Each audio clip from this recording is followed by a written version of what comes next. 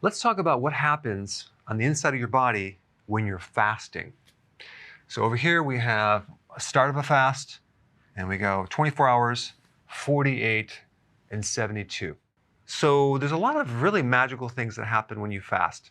Our bodies have developed over a long period of time and have adapted to starvation many, many times. So we have all these unique proteins that get expressed or turned on that have to do with your brain doing better, the different parts of your body surviving better. Our bodies have not adapted to the frequency of eating like we do now, like every 3 hours.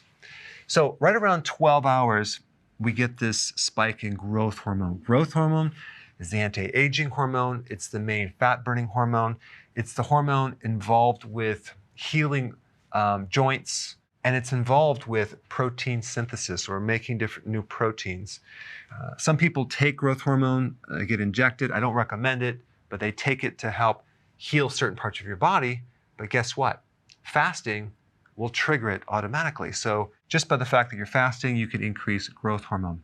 And of course, exercise will also increase growth hormone as well. So it starts about 12 hours and it increases as you go on and on. Now, at about 18 hours, you start developing something called autophagy. Autophagy is an interesting thing that happens with your body where you start recycling old, damaged proteins and microbes as well. One type of protein would be the advanced glycated end products, which basically when you combined glucose with a protein, it becomes very sticky. So let's say you're on a high carbohydrate diet and that sugar combines with your own protein in your body, and that starts to glycate or just kind of destroy some of the proteins in your body, and then they don't function anymore, and they get sticky and they clog things up. Well, guess what? Your body will start cleaning all that up and turning these damaged proteins into new amino acids where your body can use them. Amyloid plaquing, which occurs in the brain and other parts of the body, is a type of protein that can be cleaned up with autophagy. So it's any type of cellular proteins that are not working anymore in your body. Autophagy will start cleaning that up and start to renew the tissue. And it starts right about 18 hours and it gets more and more and more as you start fasting. And in about 24 hours and a little bit longer, you start to really deplete this glycogen reserve, this storage supply of glucose in your liver. So the more that the liver is depleted with glycogen, the more you're going to be running on ketones as the alternative fuel. And if you have a fatty liver, for example, your body will start using that fat and turning that into ketones. So your body is finally able to start tapping into this stored energy, and you're running more and more on ketones, which is a superior fuel.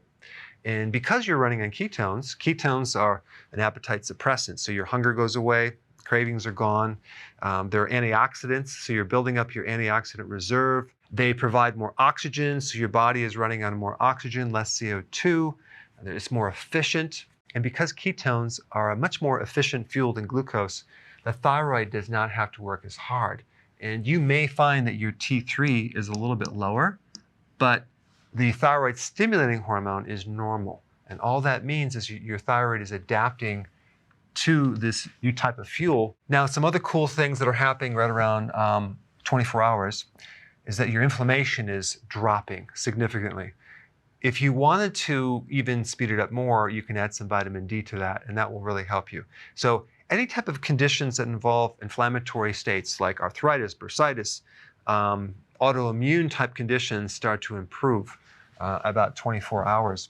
You start getting more gut healing because the gut now doesn't have to work so frequently with the gallbladder being stimulated and the pancreas stimulating its enzymes. The gut finally has a chance to just chill out. So if you have this condition called SIBO, which there are microbes in the small intestine, and they should normally be in the large intestine, that starts to become corrected.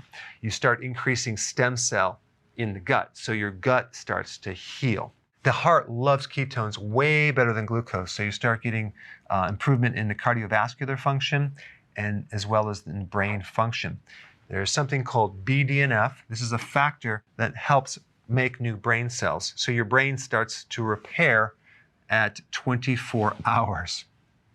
As you keep going on, you would think you're going to be losing muscle protein, but that's not really what happens because your body becomes more efficient. And there are certain genes that are sparing proteins, so it's not using muscle protein. So the efficiency of fuel is much better. Plus with autophagy, you're using the old damaged proteins and giving you new proteins. So the combination is really good. So the amount of nutrition that you really need to run the body is a lot less because the body just dials down and it can run on a less amount of nutrients. So that's a positive thing. Now, the other thing that happens during autophagy is that you're also cleaning out microbes and fungus and mold and yeast. And to kill off those microbes, your body develops certain oxidants, and you also have antioxidants on the flip side. So your body actually makes things like hydrogen peroxide to kill off microbes, but it also, on the flip side, makes its own antioxidants to actually protect the body against the oxidation. So we have this entire balance. It's only when we have lower amounts of antioxidants and higher amount of oxidants that we get this thing called oxidative stress, which things start breaking down. But when you're doing fasting, you're getting a nice balance of more antioxidants and your body's starting to heal.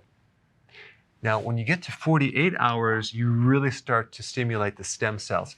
These are undifferentiated cells. In other words, they're cells that don't have a purpose. So they can turn into this tissue or that tissue depending on what the body needs. So you start to stimulate the stem cell and get more healing and more repair, more anti-aging. You also get decreased risks of certain types of cancer. You get shrinkage of certain tumors. You start making more mitochondria. Now, if you push it and go up to 72 hours, you get even more stimulation of stem cells, okay, and better immune function. But when you actually get into 72 hours or greater, I recommend you do that as a periodic thing, simply because a lot of people going into this have nutritional deficiencies in there. If you jump in too fast, you can get a little bit dizzy, you can have some side effects, so you want to gradually do this over a period of time. But those are some general things that happen when you're fasting. I recommend doing intermittent fasting on a regular basis, okay? And probably a good average pattern of doing this would be going 18 hours of fasting with a 6-hour window. So you would eat and then wait 6 hours later and then eat and then fast for 18 hours. This would be a really good pattern to follow. And then you can actually make it more strict over time depending on how you do. Then what you can do is periodic prolonged fasting to achieve additional health benefits, whether it's for your immune system because you have an autoimmune problem, or you just want to look younger with your skin, or you want more brain cells, you want better heart function, better gut function, or let's say you have cancer and you want to improve that. Because one thing that fasting will do is it will increase your resistance to stress.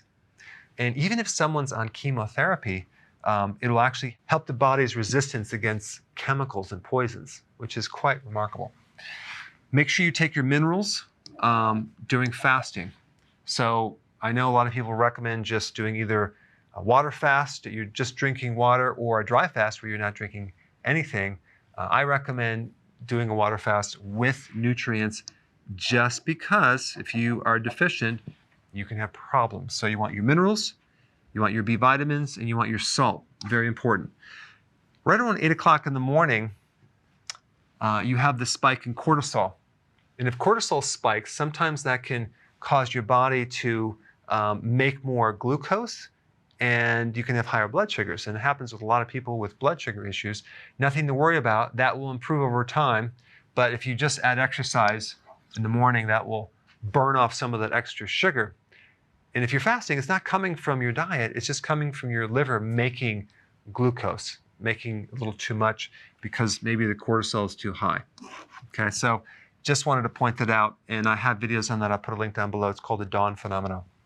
Now, if your LDL, so-called bad cholesterol, which is not really bad, low density lipoprotein is increased, the reason for this, especially if you're not consuming any type of significant carbohydrates and you're doing fasting, this is increased from a different reason. think about one of the purposes of LDL. It's to deliver cholesterol to different tissues, right? Well, think about all the things that are happening when your body is fasting.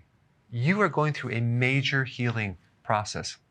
And cholesterol is the raw material for your cell membranes, for your brain, to make hormones, to make vitamin D, to make bile.